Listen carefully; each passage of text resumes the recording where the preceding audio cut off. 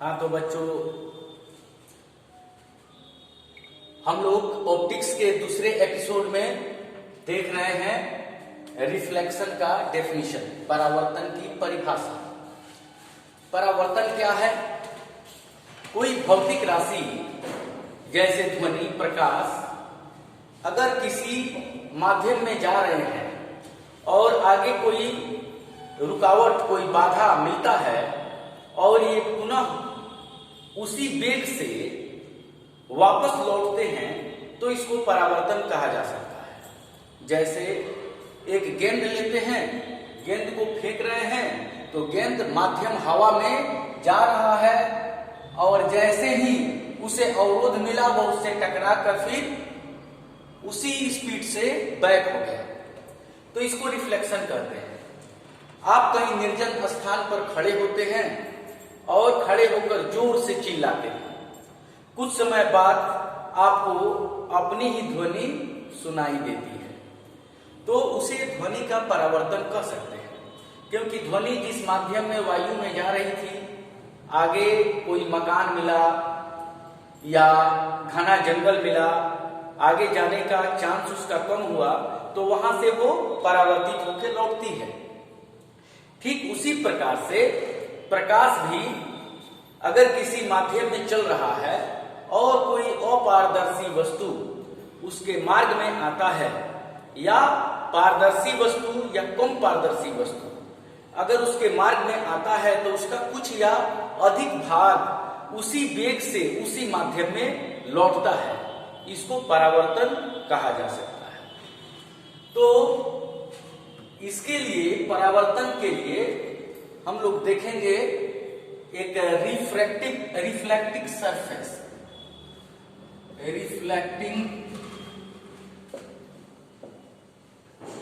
Surface, परावर्तक तल। परावर्तक तल क्या है? वह तल जो प्रकाश को परावर्तित कर दे, लौटा दे उसी माध्यम। जैसे अगर ये बोर्ड है, अगर इस पे टर्च का लाइट भेजते हैं तो ये टर्च का लाइट रिफ्लेक्ट कर सकता है, तो इसे भी रिफ्लेक्टिंग सरफेस कहा जा सकता है। ये जो दीवार है, दीवार को अगर अच्छा से पेंट कर दिया जाए, चमकीला बना दिया जाए तो ये भी लाइट का रिफ्लेक्शन करने लगेगा। तो कांच भी लाइट का रिफ्लेक्शन, कोई भी पारदर्शी जो है मीडिया है तो उसमें अगर प्रकाश चल रहा है, उसमें कोई अवरोध आता है तो उसका परावर्तन संभव है। परावर्तक तल का मतलब हुआ जैसे कि ये कांच का टुकड़ा हुआ, अब इसके कांच का ये जो प्लेट है उसके एक साइड में पेंट कर दिया गया, तो ये यहां से लाइट आ रहा है एयर में। अब ये जाना चाहता था इधर, लेकिन इसको ट्रांसपेरेंट मीडिया नहीं मिला, पारदर्शी माध्यम नहीं मिला, तो ये क्या हुआ, उसी स्पीड से लौट गया उसी मीडियम में, जिस मीडियम में एयर में आ रहा था, एयर में लौट गया। तो इसको रिफ्लेक्शन कहते हैं।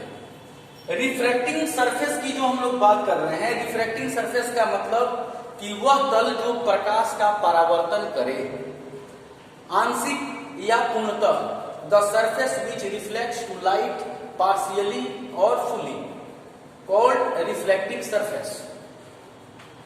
तो मिरर का जो, जैसे हम लोग डेफिनेशन देना चाहते हैं, तो मिरर के लिए हम लोगों को एक नियम से परिचित होना होगा जिसे कहते हैं प्रकाश का परावर्तन, रिफ्लेक्शन ऑफ लाइट। तो शुरू से आप पढ़ते आ रहे हैं परावर्तन के नियम, लॉज ऑफ रिफ्लेक्शन, परावर्तन के नियम। तो ऑलरेडी आप जानते हैं कि परावर्तन के दो नियम होते हैं। अब ये मान लेते हैं कि एक अच्छा परावर्तक तल है, कांच का एक प्लेट है, इसका एक भाग पेंट कर दिया गया है, अब यहां से एक टर्च के लाइट को हम लोग भेजते हैं, तो ये जो आने वाली किरण है इसको कहते हैं आपतित किरण। क्या कहते हैं? आपतित किरण, यानी इंसिडेंस रे। इंसिडेंस रे। और ये आपतित किरण परावर्तक तल के जिस बिंदु पर टकराती है इसको कहते हैं P, यानी ये जो है पॉइंट ऑफ इंसिडेंस, इसको कहते हैं आपतन बिंदु। और यहां से जो टकरा के चलता है ये होता है रिफ्लेक्टिंग रे, परावर्तित किरण। और ऑलरेडी आप चेहरा देखने वाला ग्लास लेके देख सकते हैं कि अगर ग्लास को ऐसे रखते हैं और एक सीधा ऐसे किरण भेजते हैं टर्च का जो 90 डिग्री से एंगल बनाता है, तो ये किरण सीधे ऊपर की दिशा में अपोजिट दिशा में लौट जाएगी। तो चूंकि ये किरण 90 डिग्री का एंगल बनाती है इसलिए इसे परपेंडिकुलर, ऑर्थोगोनल या नॉर्मल कहा जा सकता है। स्पेशली ऑप्टिक्स में जो है इसको नॉर्मल कहा जा सकता है। तो अगर इस दिशा में कोई किरण आती है जो सरफेस पे 90 डिग्री का एंगल बना रही है तो इसको नॉर्मल यानी अभिलंब एंड कहा जा सकता है। ये आपतित किरण और अभिलंब के बीच जो कोण बना ये क्या है? आपतन कोण, एंगल ऑफ इंसिडेंस। और परावर्तित किरण और अभिलंब के बीच जो कोण बना ये परावर्तन कोण, एंगल ऑफ रिफ्लेक्शन। तो आपतित किरण, ये परावर्तित किरण, ये नॉर्मल और ये आपतन बिंदु। अब इसमें आप क्या देखते हैं? इसमें आप एक नियम ये देख रहे हैं कि ये आपतित किरण, परावर्तित किरण और आपतन बिंदु पर खींचा गया लंब तीनों एक ही तल में होते हैं। यानी आपतित किरण, परावर्तित किरण एवं आपतन बिंदु पर खींचा गया लंब, तीनों एक ही तल में होते हैं। तीनों एक ही तल में होते हैं या एक ही बिंदु पे होते हैं। और दूसरा नियम क्या है? दूसरा आप देखेंगे कि ये आपतन कोण और ये परावर्तन कोण के परिमाण आपस में बराबर होते हैं। यानी आपतन कोण का मान परावर्तन कोण के बराबर होता है। आपतन कोण का मान परावर्तन कोण के बराबर होता है। तो इसे लिख सकते हैं कोण I इक्वल टू कोण R। तो ये परावर्तन का नियम हुआ। और कोई भी जो परावर्तक तल है अगर इस नियमों का पालन करता है तो वो दर्पण कहा जा सकता है। अब आप कहेंगे कि दर्पण क्या है? What is mirror? तो मिरर तो परावर्तक तल ही है, लेकिन वो प्रकाश के परावर्तन के नियमों का पालन करता है। अब यहां हम लोग देखते हैं कि ये दो रिफ्लेक्टिंग सरफेस है, दो परावर्तक तल है, एक स्मूथ है और एक थोड़ा रफ है, उबड़ खाबड़ है। अब यहां देखते हैं कि प्रकाश की किरण यहां से आ रही है तो यहां से जा रही है, और ये जो है नॉर्मल है। यहां पे देख रहे हैं कि प्रकाश की किरण यहां से आ रही है और ऐसे जा रही है और ये नॉर्मल है। तो यहां देखते हैं कि यहां आपतन कोण और परावर्तन कोण बराबर हो गए और यहां आपतन कोण और परावर्तन कोण बराबर नहीं हुए। तो प्रकाश का परावर्तन ये भी करता है, प्रकाश का परावर्तन ये भी करता है, लेकिन ये नियम का पालन नहीं करता और ये करता है।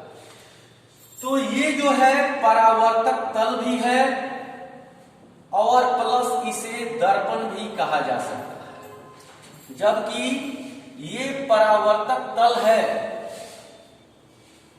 लेकिन ये दर्पण नहीं है। इससे क्या अर्थ निकला कि सभी दर्पण परावर्तक तल हो सकते हैं लेकिन सभी परावर्तक तल दर्पण नहीं हो सकते, इसकी कोई गारंटी नहीं। तो दर्पण का परिभाषा इस आधार पर क्या दिया जा सकता है कि वह परावर्तक तल जो निश्चित नियमों के अनुसार प्रकाश का परावर्तन करता है दर्पण कहलाता है।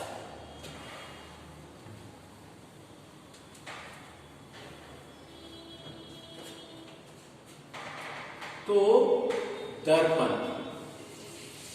मिरर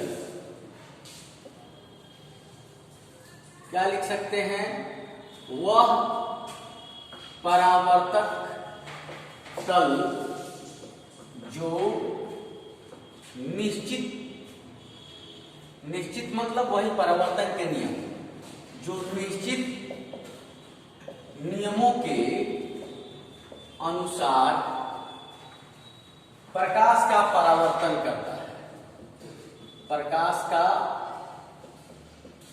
परावर्तन करता है। वह परावर्तक तल जो निश्चित नियमों के अनुसार प्रकाश का परावर्तन करता है दर्पण कहलाता है। The reflecting surface which reflects to light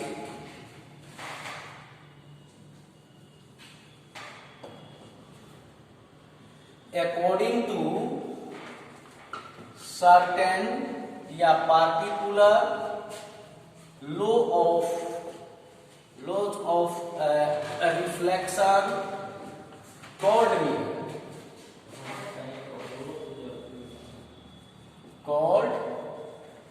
mirror। तो कोई भी परावर्तक तल जो निश्चित नियमों के अनुसार प्रकाश का परावर्तन कर सकता है उसे आप दर्पण कर सकते हैं। चाहे वो बोर्ड को स्मूथ बना दिया जाए या दीवार को खूब चमकीला बना दिया जाए या चांदी के प्लेट को खूब अच्छा फ्रेश कर दिया जाए तो वो भी दर्पण बन जाएगा, या ग्लास जो अभी आप देखते हैं ग्लास से भी इसको बना सकते हैं।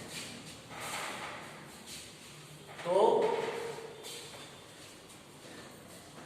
अब हम लोग देखेंगे कि दर्पण के कितने प्रकार होते हैं, how many types of mirror. तो सिमिलरली आप जानते हैं कि टाइप्स ऑफ मिरर, एक तो आप समतल दर्पण जानते हैं, प्लेन मिरर जानते हैं,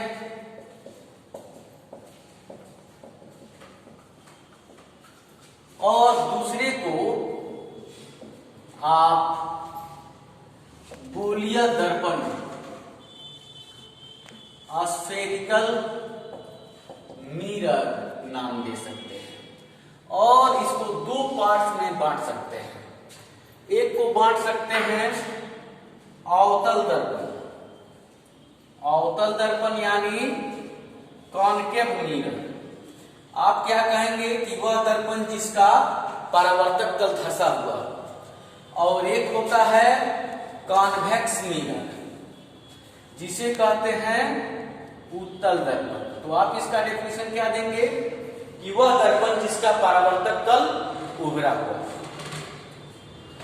तो सबसे पहले हम लोग डिफाइन करते हैं समतल दर्पण। तो समतल दर्पण का डेफिनेशन क्या हुआ? वह दर्पण जिसका परावर्तक तल समतल होता है, वह दर्पण जिसका परावर्तक तल समतल होता है उसे क्या कहते हैं? समतल दर्पण। The mirror which reflecting surface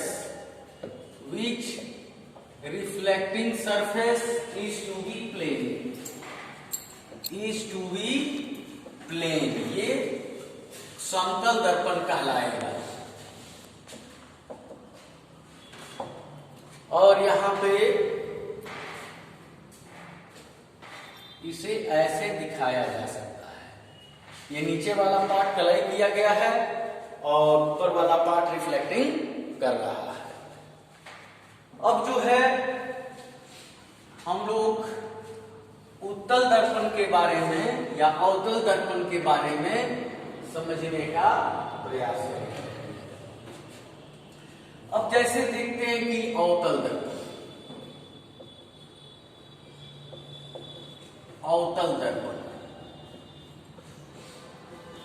concave mirror. अब इसमें ये कांच का एक खोखला गोला हो गया, हॉलो स्फीयर ऑफ ग्लास। अब इस कांच के खोखले गोले को जो फुटबॉल की तरह है, इसका एक पार्ट ऐसे तेज किसी चीज से काट लेते हैं इसको, तो ये ऐसे बना। और अब इसके बाहरी सतह पर कलाई कर दिया गया, पेंट कर दिया गया। तो प्रकाश का जो परावर्तन होगा वो इसके भीतरी सतह से होगा। तो आप क्या कर सकते हैं? किसी खोखले कांच के गोले से काटा गया वह भाग जिसका बाहरी सतह कलई कर दिया गया हो एवं प्रकाश का परावर्तन भीतरी सतह से होता हो, अवतल दर्पण कहलाता है। The cutted part of hollow sphere, which outer part is painted, and reflection of light is to be due to internal part called concave mirror। तो इसे लिख भी देते हैं क्या? किसी खोखले कांच के गोले से काटा गया, किसी कांच के खोखले गोले से काटा गया वह भाग जिसका बाहरी सतह कलई कर दिया गया, सिल्वर्ड पेंटेड, कलई कर दिया गया हो एवं प्रकाश का परावर्तन भीतरी सतह से होता हो, भीतरी सतह से होता हो, उसे अवतल दर्पण कहते हैं।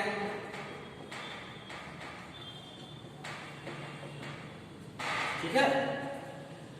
इसी को अगर आपको कॉन्वेक्स मिरर को दिखाना हो, उत्तल दर्पण को, तो आप क्या कह सकते हैं कि the कटेड part of hollow sphere, the cutted part of hollow sphere which inner part is painted and reflection of light is to be due to outer surface।